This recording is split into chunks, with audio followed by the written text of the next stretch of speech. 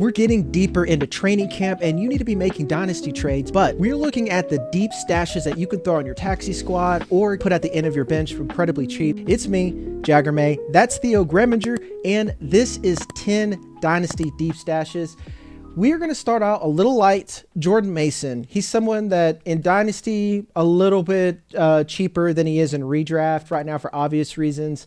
I love that this was your opening one. We're going to talk about the Vikings backfield as a whole. When you sent me these notes, Theo, you were saying fade Aaron Jones. Is it finally time to fade Aaron Jones for real? Yeah, I mean, I think it's just a matter of the team, I think, explored options of moving off of him last offseason. They want to get way more efficient and way more explosive in terms of runs. I think Jones, just at his age, you're making a bet that Aaron Jones is going to be really viable, and he's the oldest running back besides Derrick Henry that's going to get touches on week one.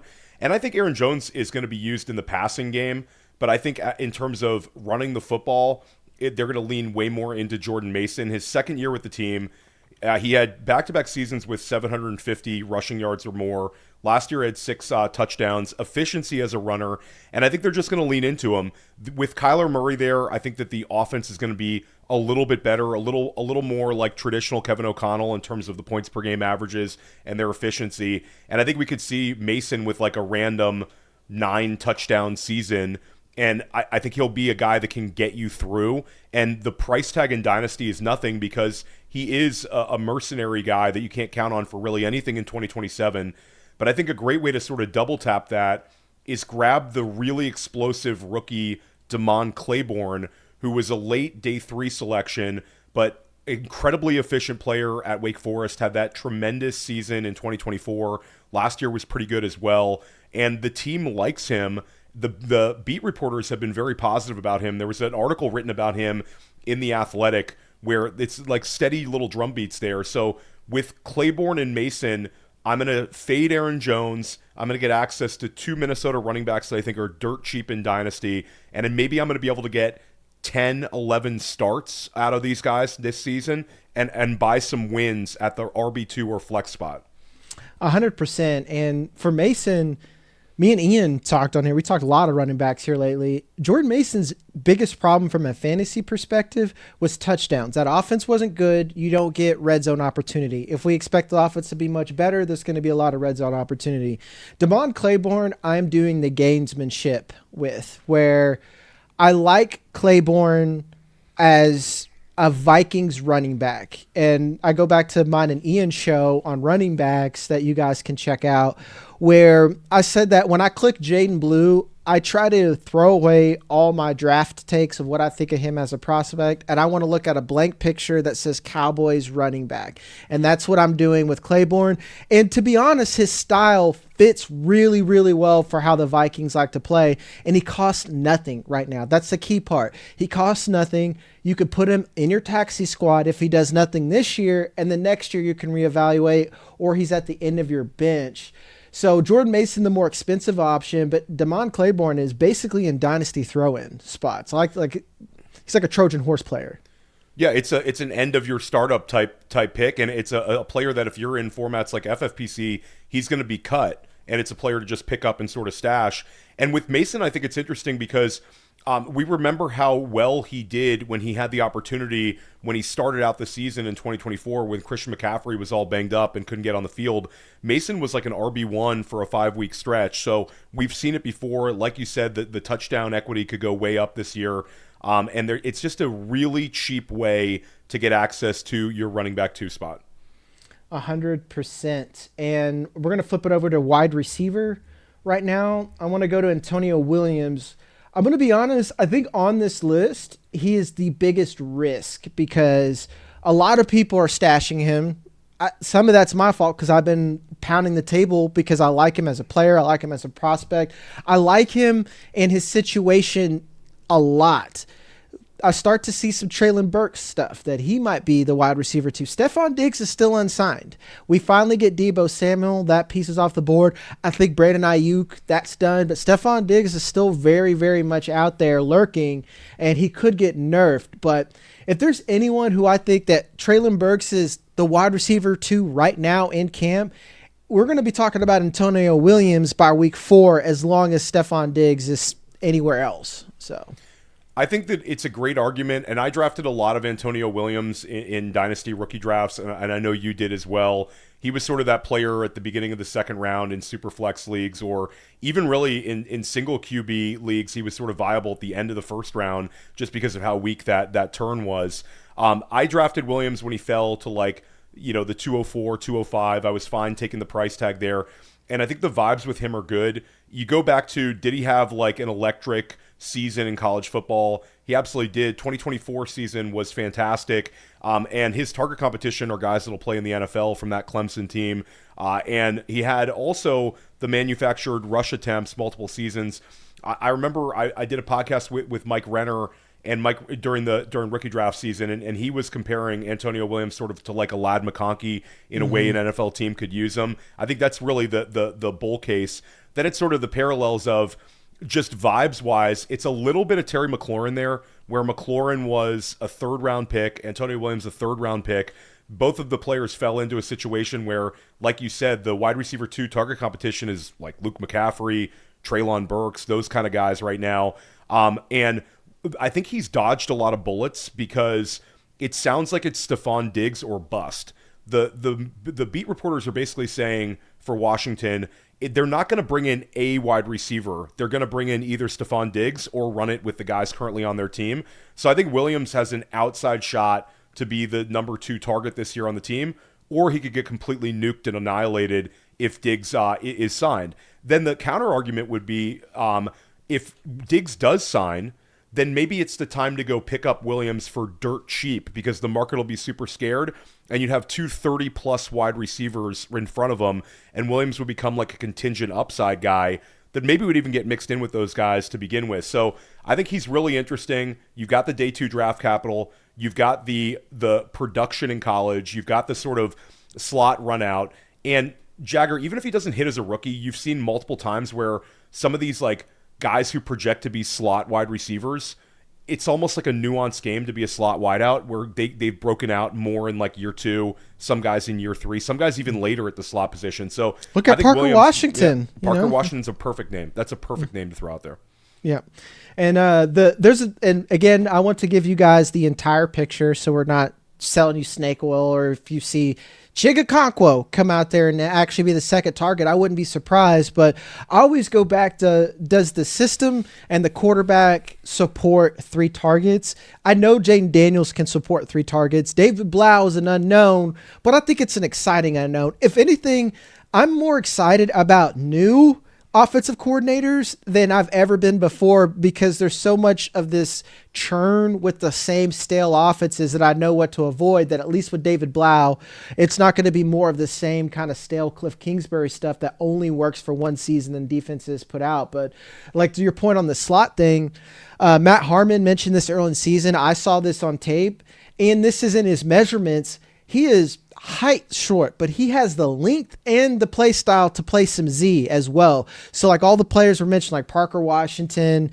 even someone else like Zay Flowers who just got paid. These guys can, they do well in the slot and they're going to play a lot of slot, but it's not that they're incapable playing Z on the outside.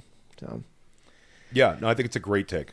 Yep. And before we go any further, make sure to hit the like and subscribe button. Do all the YouTube stuff that anyone has ever asked you to do. And more importantly, me and Theo are going to have our Dynasty rankings up. We're going to have a lot of content. I'm going to have an article based on this with a lot more details and stats and some fun graphs that I was going to release and be in the description and the comments here over on rotowire.com. Make sure to go and use my code on the screen, JAG20. That gets you 20% off everything. We're not just trying to help you in Dynasty, but our draft kit just launched. We relaunched our app, all the things that can help you win in redraft. Because if you're playing Dynasty, I know you're a sicko and playing redraft as well, and best ball.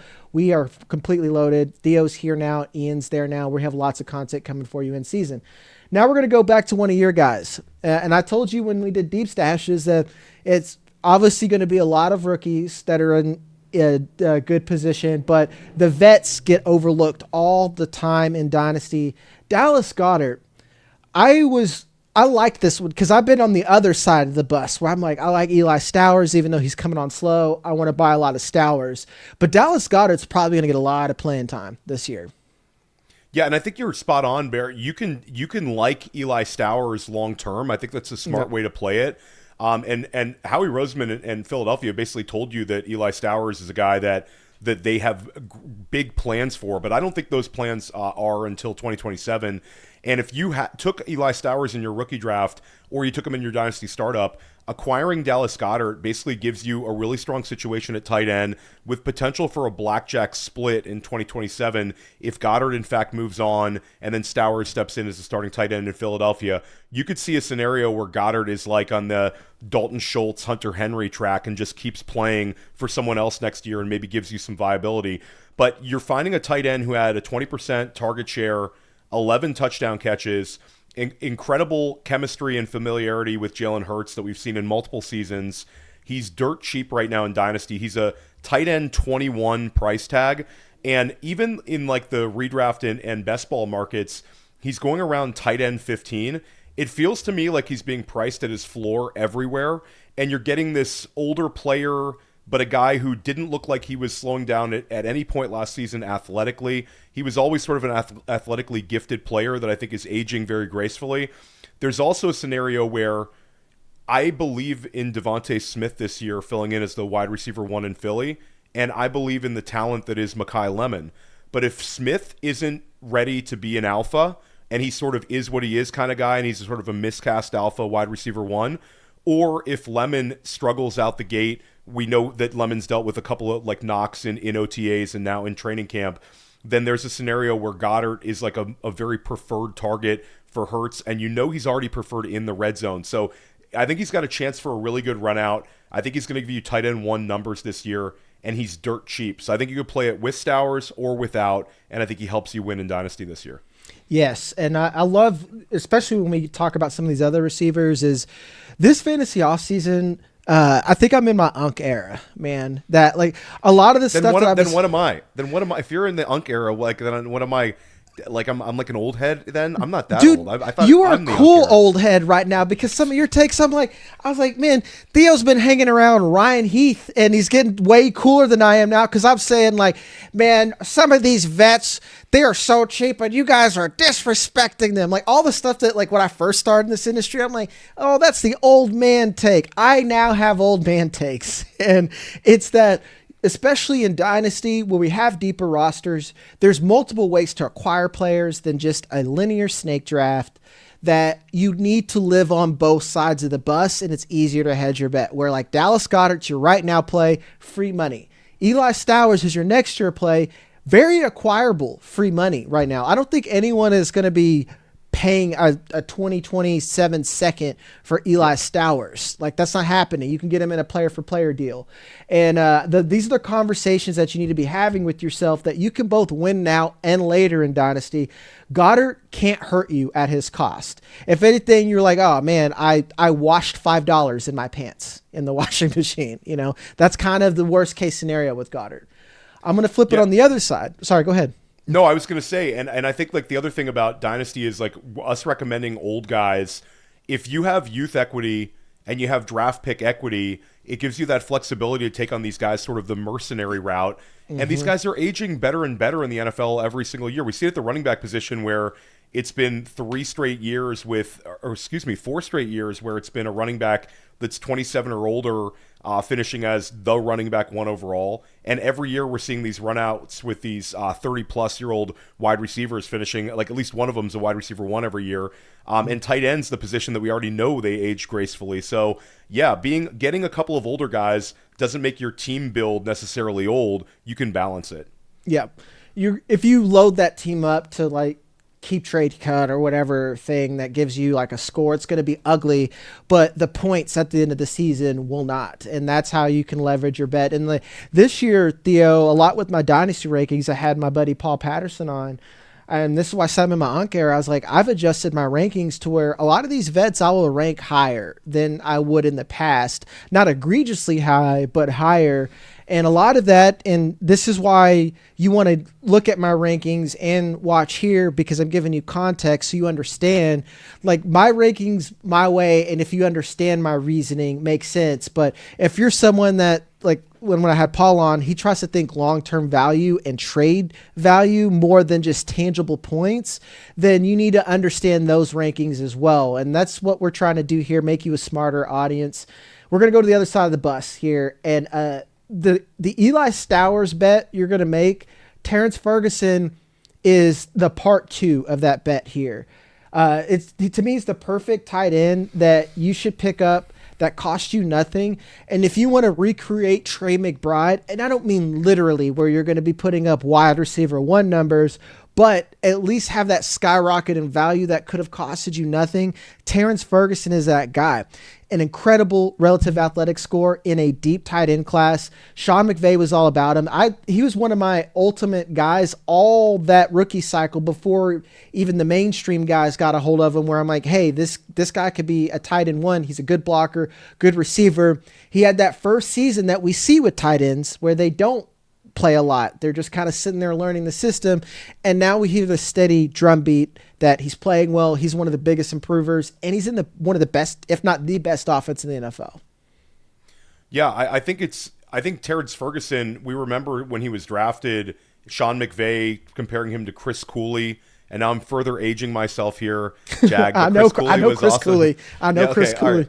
All right, cool. So Chris Cooley was, obviously really good for McVay when McVay was in Washington. And then he also just like randomly throws out like some Travis Kelce comps where he's like, yeah, and he does some Kelce-like things on specific routes. So like Ferguson, the last year was a transformative tight end class, and a bunch of those guys really hit.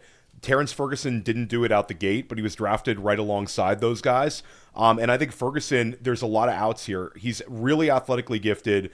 He's got sort of the contingent upside where if Puka Nacua missed time, if Devontae Adams missed time, could we see Ferguson with maybe some more downfield looks, maybe a chance to use his yak ability? I think so. And then you've also got the argument that everybody looks at this heavy 12, heavy 13 personnel for McVay, and they're like, okay, it's kind of, that's what they do. They spread out targets and they spread out snaps to these different tight ends. But what if that thing was a work in progress? Last year, LA was first in terms of touchdown catches from tight ends. They were top 5 in targets to the tight end position. What if those go a little bit more to one player, and you have Terrance Ferguson as like a combination of Colby Parkinson ability to catch touchdowns last year with maybe more targets and catches than we saw for any of those guys last year. And we believe in McVay, the play caller. And Ferguson, what is he, tight end 28-ish in terms of these dynasty startups? So yep. I think it's a really, really small bet and potentially big upside bet. 100%. This is another person that you don't need to send a draft pick for him, because a lot of people are like, well, how much you paying for him? And like, would you pay a 3rd rounder? You need to think of these guys as throw-in deals where I need a running back, so I'm going to go out and buy Bucky Irving on a discount. Will you give me Terrance Ferguson along in there? And then I call these Trojan horse players, where Bucky Irving's a Trojan horse, Terrance Ferguson is the soldier inside, but he's not trying to kill you, he's trying to help you. So you get the horse and the army in there. And that's why Terrance Ferguson, I've put out several trades, and the trade wasn't really about the massive player as much as it is the package. And I know a lot of people don't like picking up a package of player because you kind of split up points into a lot of different bets. But sometimes, man, particularly in tight end, when you need to be taking shots to get that positional upside that's so hard to acquire, Terrance Ferguson is like the perfect one. So, yeah, it's a great call out for sure. Next is your guy, Denzel Boston. I'm eating crow a little bit. It's not that I did not like Denzel Boston, the player. I don't know when it's going to happen for the Browns, and I'm very, very much into KC Concepcion, and I go back to, can the play calling and can the quarterback sustain multiple targets? I don't know about the quarterback for this one, and KC Concepcion, I've seen that concept with Zay Flowers. Denzel Boston's tearing it up, and he's kind of cheap right now. So, I think that's the thing about Cleveland is I loved KC Concepcion last year. He was like really one of my guys, and I have a ton of exposure to him in Dynasty right now. But he's wide receiver 30 on like Dynasty Data Lab and some of these other sites in terms of the startup ADP. And I get it. we've seen this sort of wide receiver thrive with Todd Monken, and that's a sort of a better bet to make than sort of the big outside wide receiver that Denzel Boston profiles as. But I think Boston's a little more than that. I think there's versatility there. He was a very high target share player for multiple seasons at Washington. Really like an alpha built sort of in the mold of like a Drake London for like an upside comp. And even if you're very much into Casey Concepcion, and even if you're very much into Harold Fannin Jr., those two guys are very expensive in Dynasty, where Denzel Boston is down at wide receiver 47 next to guys like Michael Pittman Jr., near Xavier Worthy. I am comfortable trading a 2027 second to get Denzel Boston. I think it's a bet on talent, and I think it's a bet on the potential that I'm going to give it it's a non-0% chance that he's more valuable than Casey Concepcion and Harold Fannin at this time next year. Now, it's probably the third best bet among those guys, but he's by far the cheapest one. And then there's a scenario where we start really loving the Cleveland situation a year from now. Right now, the quarterback position there is sort of a mess. Yeah. But, Jagger, you're covering the 2027 NFL draft, and how many quarterbacks do you projected to go in the first round? I'm going to say that I think we see 6 guys hear their name called. And that's not even projecting. There's going to be, every year when we do this in August, we project it. And then every year there's a riser or two that sort of then enters their name into the equation. So there could be 7 quarterbacks in round 1. Then you also have factors like guys like Baker Mayfield could potentially be on the market. The bridge quarterback situation for Cleveland could be there as well. And if we get a run out where we like the quarterback in Cleveland, this is a franchise that seems to be drafting exceptionally well. They drafted really well last year on both sides of the ball. You've got Quinshon Judkins, you've got Harold Fannin Jr., multiple defensive players, and then this year they draft the 2 wide receivers. If they get it right at quarterback, this could be an offense that when we head into like 2028, where like Cleveland has one of the best offenses in the league for fantasy. So I want to have access to Cleveland Browns, and I want to take access to the cheapest option with Boston. And I had Boston projected to be a first-round pick. I did well in the Huddle Report, but I had Boston was one of my misses. And I think he's that kind of talent, but he has top 40 draft capital. They took him right after they took Casey Concepcion, and the vibes are immaculate. At OTAs, he was one of the best players out there. There were Browns beat reporters who said he was the best skill position player on the field. And then recent reports we're seeing from like this week is that Boston and Casey Concepcion are so far ahead of any other wide receiver on the roster. So like hopes for the Jerry Jeudy, Holt bag holders, or Isaiah Bond believers, it's going to be the 2 rookies, I think, that lead the wide receiver position in fantasy points there. And I'll take a shot on the cheapest one in Boston. Theo, dog, you cooked, because I'm right now, I feel like I'm looking at the Browns and, I'm just Javier Bardem and Dune. And I'm just like, man, all the signs are there for Lisan Agai, because what they've done for Todd Monken, they never did for Stefanski, or maybe Stefanski was the reason it never happened. They actually reset this roster.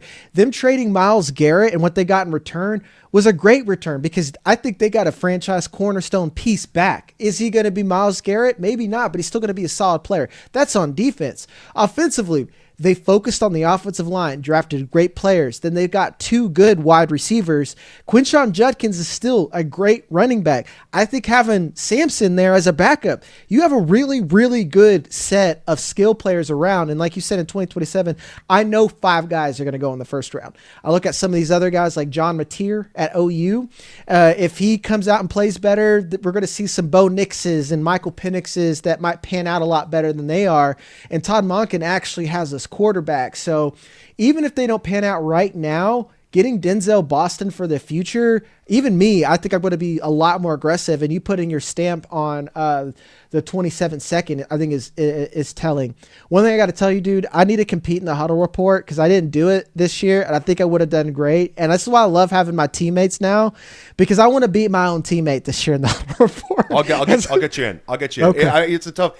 You got to set the bar a little lower for year 1. I was 9th last year, and I was first overall last year. So Jagger, I'm gonna do whatever I can to get you in, and we're gonna call it out now. So we'll do a lot of mock draft content when we get towards into the season for sure. But I have some pull at the Huddle Report now, so I'm almost sure I can get you in on that.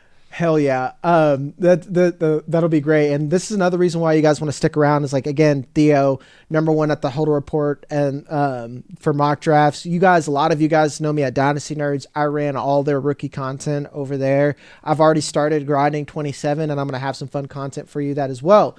Which brings me to another wide receiver that I like. Another X that got drafted. And the data guys hate Malachi Fields. I get it. It's ugly, but rookies are my beat. I watched way too much Virginia to understand why he doesn't have a lot of production. I've watched enough Notre Dame and their poor quarterback play to know why he didn't have enough production there. But I'm going to be honest, the tape shows a good player. We saw a really good relative athletic score for size and speed. I'm not going to say Nico Collins as in the exact same player, but I could see that trajectory, and I could project him even in year one being a useful player, even if Malik Neighbors comes back week one, which he looks like he is going to be week one, because he's the perfect complement to Malik Neighbors. I mean, you don't want to get like head over heels over like players throwing out other player comps or beat reporters, but there's been some Giants beat reporters who have talked about how athletically he's like Plaxico Burress. And I was at the Senior Bowl this year, and, you say like Malachi Fields is a big wide receiver, but when I was on the field, like, he's massive. He was bigger than most of the tight ends. He has that frame where it looks like if he wanted to convert to tight end and put on 25 pounds, he could do it in about 2 weeks. He's huge. And you mentioned the Nico Collins one. I think that's an interesting one. And I'll say that I was podcasting with Brett Whitefield right after the Senior Bowl, and he threw out T. Higgins. And then what happens? Malachi Fields goes from a guy that dominates the Senior Bowl, one of the better players there in Mobile for a few days, which is a great indicator of future fantasy football success.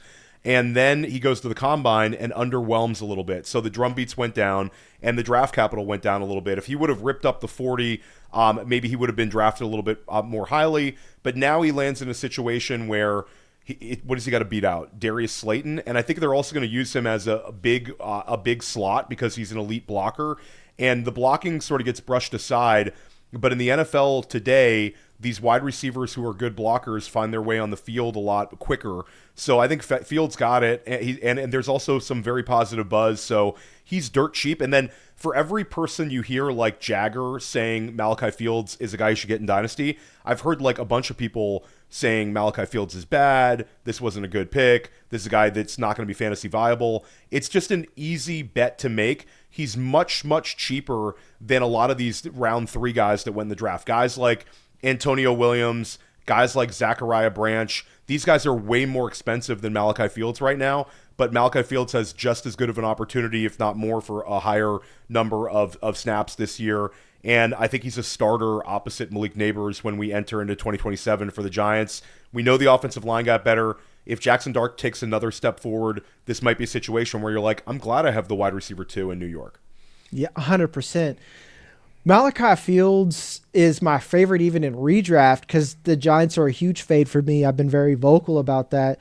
But that's a different ball game. Like when we talk about Dynasty, most of the Giants are probably a screaming buy. Malachi Fields is the cheapest in both. And that's why I'm really bullish on him. And like the big divide is I feel like film versus he's the ultimate film versus analytics player. Analytics absolutely hates Malachi Fields, but I'm kind of in out cost. The other one that gets thrown out is like, well, they got Darnell Mooney.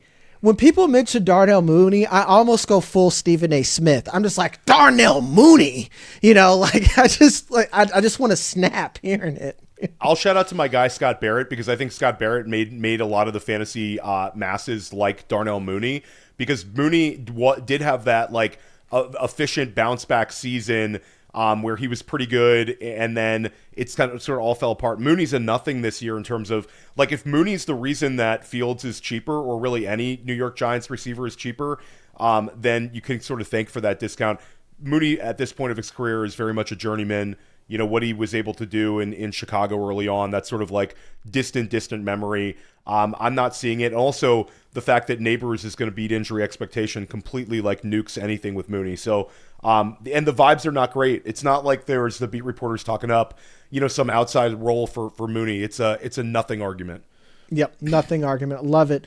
And with that, we'll move on to Another of my favorite, and I love, this is another double tap that you mentioned, Ted Hurst and Jalen McMillan. We'll just talk about both of them together.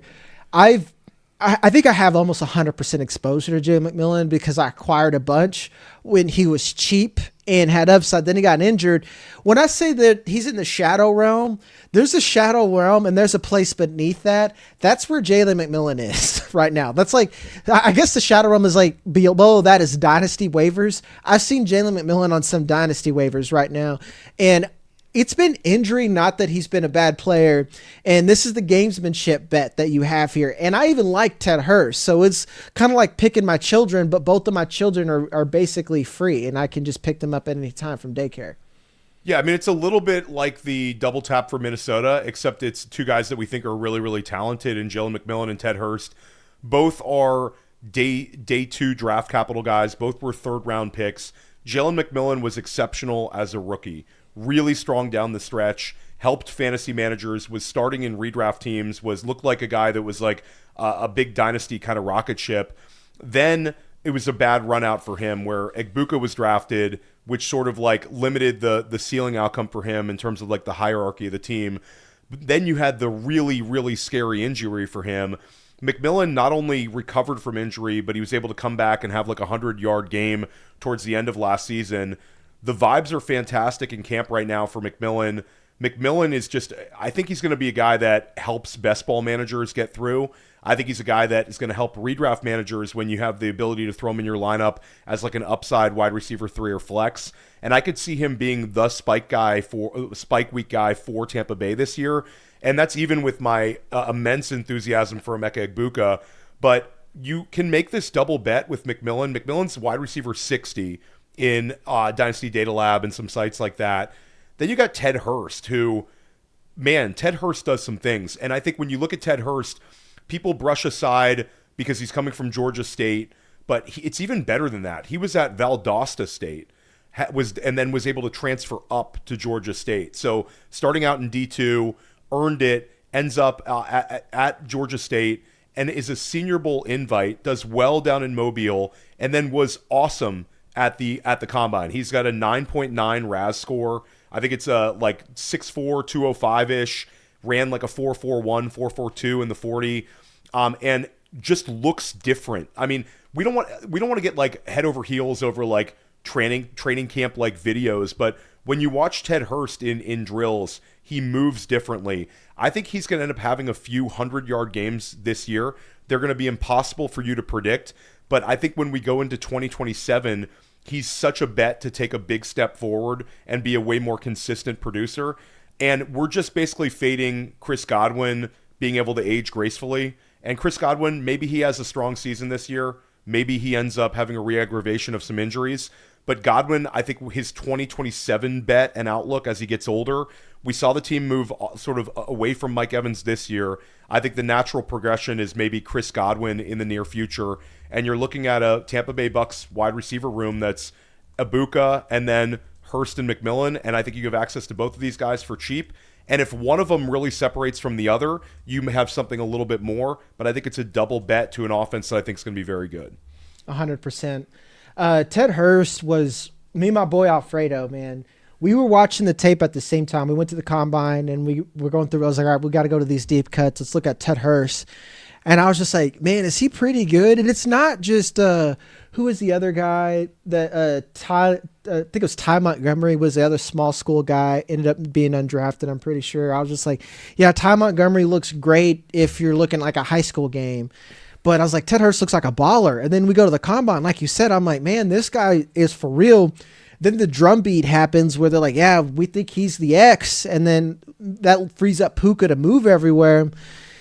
He's my bet over McMillan because it's a new coaching regime. But Jalen McMillan has been objectively really good on the team, and both of them are free. So I will be acquiring both.